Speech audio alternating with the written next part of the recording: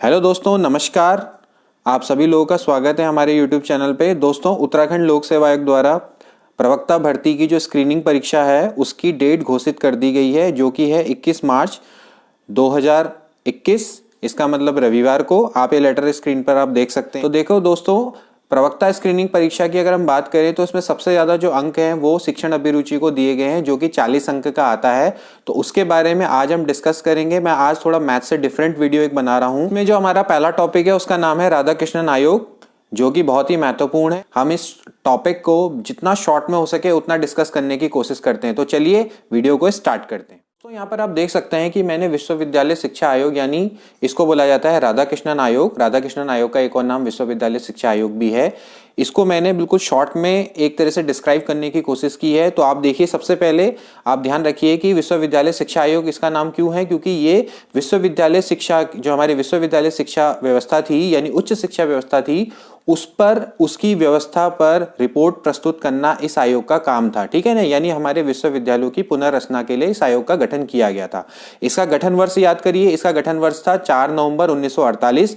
तो ये डेफिनेटली 1947 के बाद बना आयोग है। तो स्वतंत्रता प्राप्ति के बाद का ये आपका पहला आयोग है। ठीक, इसके बाद इसका जो उद्देश्य है, जो मैं आपको पहले बता चुका हूं, इसको विश्वविद्यालय यानी उच्च शिक्षा व्यवस्था पर अपनी रिपोर्ट प्रस्तुत करनी थी। इसको विश्वविद्यालय की पुनर्संरचना के लिए अपनी रिपोर्ट को प्रस्तुत करना था। ठीक है ना, इसने अपनी रिपोर्ट 25 अगस्त 1949 को दे दी। तो ये 3 पॉइंट तो आपके बन गए। अब इसके बाद इसने कुछ सिफारिशें की, उसके बारे में भी हमें डिस्कस करना है। तो देखिए, इसने अलग अलग, यानी जैसे अलग अलग जो महत्वपूर्ण हम कह सकते हैं कि टॉपिक्स हैं, जैसे शिक्षा है, शिक्षण संकाय है, विश्वविद्यालय का प्रशासन और वित्त है, विश्वविद्यालय शिक्षा की संरचना संगठन है, व्यावसायिक शिक्षा है, सबको लेके अपनी सिफारिशें की। अब सिफारिशें बहुत लंबी, उसको अगर हम पढ़ेंगे तो हमें पूरे 2 दिन चाहिए, लेकिन मैंने उसको बिल्कुल शॉर्ट में नैरेटिव बना के उसको समझाने की कोशिश की है। आप इसको देख सकते हैं। सबसे पहले देखिए उन्होंने शिक्षा के लिए क्या किया। शिक्षा के लिए का मतलब हम कह सकते हैं कि किस तरह की शिक्षा वो देंगे। तो उन्होंने किस तरह की शिक्षा बच्चों को देने के लिए सिफारिश की। सबसे पहले देखिए, विद्यार्थियों को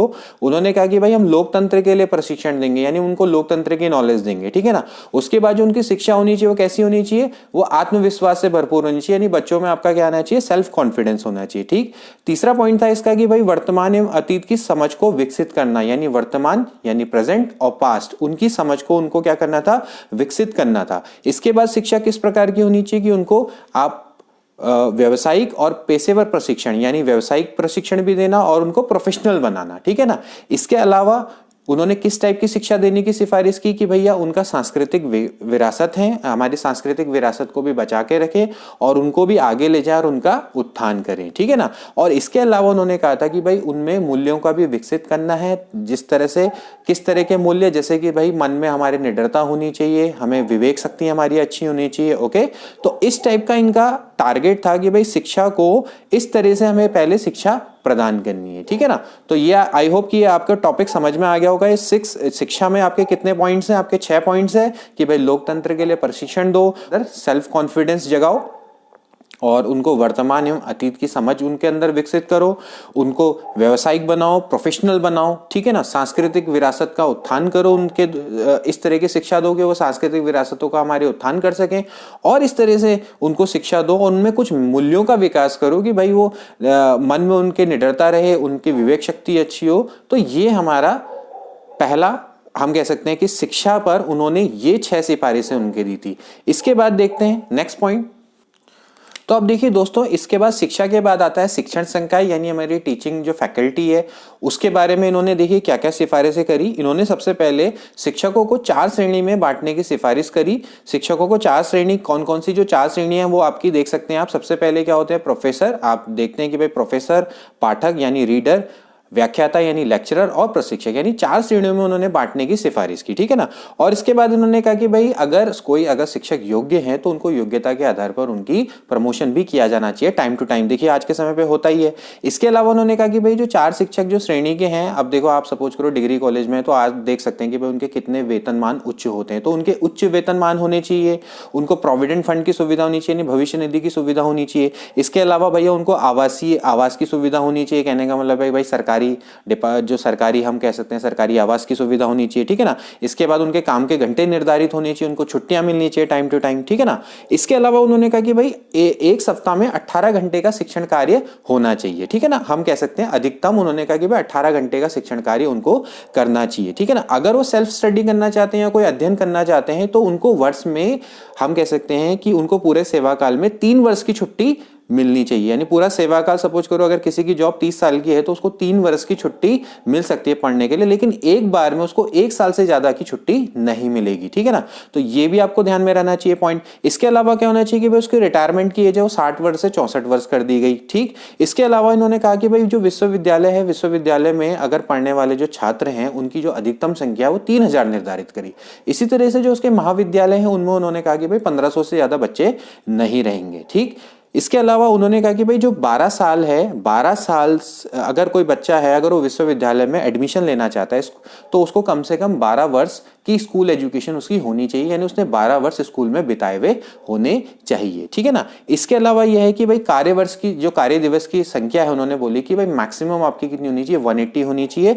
एक साल में 180 कार्य दिवस तो होने चाहिए, ठीक है ना। और इसके अलावा इन्होंने भाई इवनिंग क्लासेस यानी सायंकालीन कक्षाओं का भी इन्होंने सुझाव दिया, ठीक है ना। और छात्रों को जैसे इन्होंने हम कह सकते हैं कि भाई कंपटीशन बढ़े तो इसके लिए उन्होंने परसेंटेज यानी श्रेणियों का भी हम कह सकते हैं कि भाई श्रेणियों का भी डिवीजन किया इन्होंने कि भाई देख सकते हैं जैसे फर्स्ट डिवीजन है, फर्स्ट डिवीजन में कहा कि भाई प्रथम श्रेणी में वो उत्तीर्ण होगा जिसके 70% आएंगे। इसी तरह से सेकंड श्रेणी में कौन उत्तीर्ण होगा जिसके 55% आएंगे, और थर्ड डिवीजन वाला 40% में, ठीक है ना। तो ये थे शिक्षण संकाय से लेकर इनके सुझाव। ओके, इसके बाद दोस्तों जो अगला क्षेत्र था वो था विश्वविद्यालय का प्रशासन एवं वित्त, यानी उसका एडमिनिस्ट्रेशन और उसका फाइनेंस, ठीक है ना। तो इन्होंने देखा कि भाई सबसे पहले उन्होंने सिफारिश की भाई उच्च शिक्षा को समवर्ती सूची में डाला जाए। देखिए 3 टाइप की आपकी सूचियां होती है, एक होती है संघ सूची, एक होती है राज्य सूची, एक होती है समवर्ती सूची। समवर्ती संघ सूची पे जो कानून बनाने का अधिकार होता है वो संघ को होता है, जबकि राज्य सूची पे राज्य को होता है। समवर्ती सूची जो दोनों पर होती है यानी संघ और आपका जो राज्य है, ठीक है ना। तो इसने कहा कि भाई उच्च शिक्षा को भी समवर्ती सूची में डालना चाहिए। तो इस कारण से क्या होगा कि भाई जो नीति है, नीति बनाने का काम कौन करेगा, केंद्र सरकार करेगी, और उसको जो इम्प्लीमेंटेशन है वो राज्य सरकारें अपने अपने राज्य में कॉलेजेस में अप्लाई करेंगी, ठीक है ना। तो नीति कौन बनाएगी, क्या केंद्र सरकारें बनाएंगी, और उसका अमल कौन करेंगे, राज्य सरकारें करेंगी, ठीक है ना, अपने कॉलेजेस में या अपने विश्वविद्यालय में, ठीक है ना। इसके अलावा इन्होंने जो सबसे ज्यादा इंपॉर्टेंट है एक रूपता के लिए और अनुदान के लिए इन्होंने क्या किया कि भाई विश्वविद्यालय अनुदान आयोग की स्थापना की भी सिफारिश करी, जिसको हम बोलते हैं यूजीसी, जिसको आप जानते हैं अच्छे से। तो यूजीसी की स्थापना की हम कह सकते हैं कि भाई यूजीसी की स्थापना की जो सिफारिश है वो भी आपने राधाकृष्णन आयोग ने करी थी, ठीक है ना। इस पॉइंट है दोस्तों विश्वविद्यालय शिक्षा की संरचना एवं संगठन, यानी विश्वविद्यालय की शिक्षा की स्ट्रक्चर कैसा होना चाहिए, उसका ऑर्गेनाइजेशन कैसा होना चाहिए। तो देखिए सबसे पहले उन्होंने बताया कि भाई इसके 3 स्तर होंगे। सबसे पहले स्नातक होगा, फिर स्नातकोत्तर होगा, फिर शोध होगा। स्नातक के लिए मिनिमम आपके 3 साल चाहिए, स्नातकोत्तर 2 साल का होगा, शोध के लिए मिनिमम आपके 2 वर्ष की आवश्यकता होगी, ठीक है ना। उसके अलावा इसने क्या किया कि भाई इन्होंने ये सिफारिश दी कि भाई इनको 3 श्रेणियों में डिवाइड कर दिया जाए, यानी 3 स्ट्रीम बनाई जाए। एक होती है आपकी आर्ट स्ट्रीम, फिर साइंस स्ट्रीम, और इसके अलावा एक व्यावसायिक एवं तकनीकी, ठीक है ना, स्ट्रीम। तीनों के इन्होंने कहा कि भाई अलग अलग विभाग बनाए जाएं, ठीक। इसके अलावा इन्होंने कहा कि भाई जो कृषि है, वाणिज्य है, इंजीनियरिंग है, प्रौद्योगिकी है, चिकित्सा एवं शिक्षक प्रशिक्षण है, इसके लिए स्वतंत्र संबद्ध कॉलेज की स्थापना। ये सारे के सारे व्यावसायिक कोर्स हैं, तो इनके लिए इन्होंने कहा कि भाई स्वतंत्र संबद्ध कॉलेज की स्थापना की जाए। जैसे भाई अब आप आज के समय पे देख सकते हैं कि भाई कृषि के, एग्रीकल्चर के अलग कॉलेजेस हैं, इंजीनियरिंग के अलग कॉलेज होते हैं, डॉक्टरी के अलग अलग कॉलेजेस होते हैं, ठीक है ना। तो उन सबको क्या किया है, संबद्ध यानी उनको सबको मान्यता दी जाए, ठीक। तो इस तरीके का इन्होंने कहा कि भाई विश्वविद्यालय की शिक्षा का स्ट्रक्चर इस तरीके से होना चाहिए, ठीक। और इसके बाद इन्होंने कहा भाई व्यावसायिक शिक्षा को इन्होंने एक तरीके से 6 पार्टों में डिवाइड किया। एक होती है शिक्षक शिक्षा, जैसे बीएड हम लोग करते हैं। इसके अलावा कृषि शिक्षा, एग्रीकल्चर, वाणिज्य हो गया, इंजीनियरिंग तकनीकी हो गया, चिकित्सा और लॉ यानी कानून, ठीक। तो ये आप देख सकते हैं ये है टोटल विश्वविद्यालय शिक्षा आयोग यानी राधाकृष्णन आयोग का निचोड़। तो हम एक काम करते हैं, थोड़ा सा रिकैप करके देख लेते हैं कि हमने अभी तक क्या क्या चीजें पढ़ी। सबसे पहले आप ध्यान में रखें देखिए सबसे पहले आपको ध्यान में रखना चाहिए कि भाई विश्वविद्यालय शिक्षा आयोग है, विश्वविद्यालय शिक्षा आयोग उसको राधाकृष्णन आयोग भी बोला जाता है क्योंकि राधाकृष्णन आयोग इसके अध्यक्ष थे। इसमें 10 लोग थे, ये मैं बताना भूल गया था, इसमें 10 लोगों की कमेटी थी, ठीक है। इसका गठन क्यों किया गया था आपको पता है कि भाई ये उच्च शिक्षा की पुनर्संरचना के लिए इसका गठन किया गया था। आप चीज को ध्यान में रखेंगे। आप आजादी के बाद का ये पहला शिक्षा आयोग था, इसको भी ध्यान में रखेंगे। 4 नवंबर 1948 को इसका गठन किया गया और 25 अगस्त 1949 को इसने अपनी रिपोर्ट प्रस्तुत की। 25 अगस्त 1949 को इसने अपनी रिपोर्ट को दिया था, ठीक है ना। इसके अलावा इसने, आपको मैंने पहले बता दिया, इसने 5 क्षेत्रों में सुझाव दिए कि भाई यहाँ पर क्या क्या सुधार किए जा सकते हैं। जैसे पहला हो गया शिक्षा का क्षेत्र। शिक्षा के क्षेत्र में इसने कहा कि भाई किस तरह की शिक्षा लोगों को दी जानी चाहिए, बच्चों को दी जानी चाहिए। इसने कहा कि भाई लोकतंत्र के लिए प्रशिक्षण दो उनको, उनमें सेल्फ कॉन्फिडेंस जगाओ, ठीक है, और उनको वर्तमान और अतीत के बारे में की समझ उनमें विकसित करो, उनको व्यावसायिक प्रशिक्षण दो, उनको ज़्यादा पेशेवर बनाओ यानी प्रोफेशनल बनाओ, ठीक है ना। इसके अलावा भाई उनको सांस्कृतिक विरासत के बारे में बताओ ताकि वो उसका उत्थान करें, ठीक है ना, उनमें नैतिक मूल्यों का विकास करो, ठीक। इसके अलावा उन्होंने बताया कि भाई शिक्षण संकाय यानी अगला क्षेत्र उन्होंने उसमें बोला कि भाई इसमें आपको शिक्षक है, शिक्षकों को 4 श्रेणी में बांटा, जैसे कि प्रोफेसर होते हैं, पाठक होते हैं, व्याख्याता होते हैं और प्रशिक्षक, ठीक है ना। इसके अलावा उन्होंने बोला कि भाई इनको प्रमोशन दो टाइम टू टाइम, और शिक्षकों के लिए कहा कि भाई इनके हायर वेतन करो, इनके उच्च वेतनमान करो, इनको पीएफ की सुविधा दो, इनको सरकारी आवास की सुविधा दो, इनके काम के घंटे डिसाइड करो, इनकी छुट्टियां डिसाइड करो, ठीक है ना। और इसके अलावा इन्होंने बोला कि भाई 18 घंटे का शिक्षण कार्य करें ये सप्ताह में मैक्सिमम, ठीक है ना। और अगर ये सेल्फ स्टडी के लिए अवकाश लेना चाहते हैं तो इनको एक बार में 1 साल का अवकाश दे दो और पूरे सेवा काल में 3 साल का अवकाश दे दो। रिटायरमेंट की एज इनकी 60 से 64 कर दी, ध्यान रहे, ठीक है। विश्वविद्यालय में इन्होंने बोला कि भाई 3000 छात्र मैक्सिमम होने चाहिए और महाविद्यालयों में 1500 छात्र की इन्होंने कहा कि 1500 छात्र होने चाहिए। इसके अलावा इन्होंने कहा कि भाई उसी बच्चे को इस विश्वविद्यालय में या उच्च शिक्षा में आपका एडमिशन मिलेगा जिसने 12 वर्ष अपने स्कूलिंग के किए हों पूरे, ठीक है ना।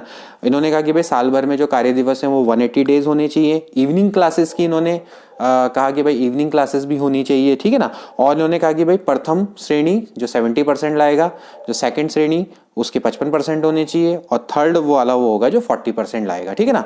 तो ये चीजें इसमें आपको, ये थी शिक्षण संकाय। इसके अलावा क्या था, विश्वविद्यालय का प्रशासन और वित्त यानी एडमिनिस्ट्रेशन हो गया। यानी पैसा कहाँ से आएगा भाई, तो इन्होंने कहा कि भाई उच्च शिक्षा को आप समवर्ती सूची में डालो, ठीक है। यानी इसका मतलब है कि भाई नीति प्लानिंग वो करेगा भाई केंद्र और इंप्लीमेंटेशन कौन करेगा, राज्य करेगा, ठीक। इसके अलावा इन्होंने कहा भाई यूजीसी का गठन करो, विश्वविद्यालय अनुदान आयोग, जो कि सबसे ज्यादा इंपॉर्टेंट है, इसकी इन्होंने सिफारिश की। इसके अलावा इन्होंने कहा कि भाई जो विश्वविद्यालय शिक्षा की संरचना और संगठन किस तरीके का होना चाहिए, इन्होंने बोला कि भाई स्नातक कराओ, फिर स्नातकोत्तर कराओ, फिर शोध कराओ। स्नातक 3 साल का, स्नातकोत्तर 2 साल का, फिर शोध के लिए मिनिमम कहा कि भाई 2 साल करो, ठीक। इसके अलावा इन्होंने स्ट्रीम डिसाइड कर दी, भाई आर्ट स्ट्रीम होनी चाहिए, साइंस स्ट्रीम होनी चाहिए। इसके अलावा व्यावसायिक और तकनीकी शिक्षा की भी अलग से स्ट्रीम होनी चाहिए, ठीक है ना। इसके अलावा इन्होंने कहा भाई जैसे जो आपके प्रोफेशनल, यानी हम एक तरीके से कह सकते हैं कि जिनसे हमें आगे जाके क्या मिलता है, रोजगार मिलता है, प्रोफेशनल कोर्स हैं, लाइक कृषि है, एग्रीकल्चर हो गया, वाणिज्य, इंजीनियरिंग हो गया, प्रौद्योगिकी,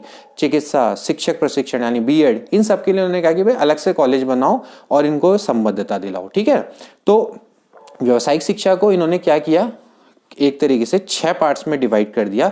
एक होती है शिक्षक शिक्षा, फिर कृषि शिक्षा हो गई, वाणिज्य शिक्षा हो गई, इंजीनियरिंग, टेक्नोलॉजी, इसके अलावा चिकित्सा और कानून, ठीक है ना।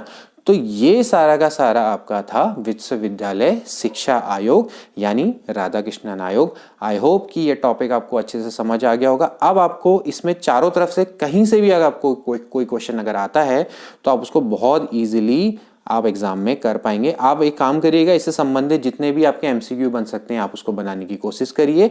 तो मिलते हैं नेक्स्ट वीडियो में। Till then take care and good bye.